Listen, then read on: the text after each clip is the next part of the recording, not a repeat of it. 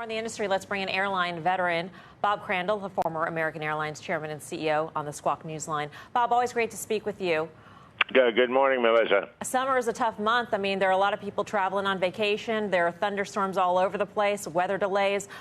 Do you think that the airlines are handling the grounding of the 737 MAX well, and do you think that it's ultimately impacting passengers and the routes in terms of delays? Oh, there's no question it's having an impact, Melissa. Look, the problem is, airlines and airline schedules have a longer planning horizon than is permitted under these circumstances. I mean, when the 737 MAX was grounded, everybody was talking in terms of a delay of weeks or months.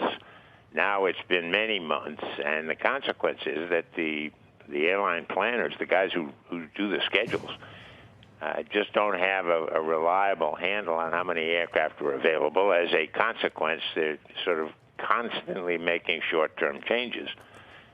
That's adverse to their financial well-being on the one hand. It's also adverse from a consumer point of view, because the consumer is dealing with the kind of short-term confusion that the airline, in fact, is wrestling with, because they don't have line of sight to when these airplanes are coming back. So, yes, it's had an effect. I think in the long run, quite a profound effect. In the short term, of course, the airlines are doing everything they can to avoid inconveniencing people, but it is a very difficult situation. Hey, Bob, when these planes do come back online, what do you think that the airlines themselves and Boeing, together with the airlines, are going to have to do to instill confidence in the marketplace? Does it have to come from the airlines, from Boeing, from the regulators? Who's got the credibility in this? Well, I think it's you kind of put your finger on everybody that has a part in the credibility issue.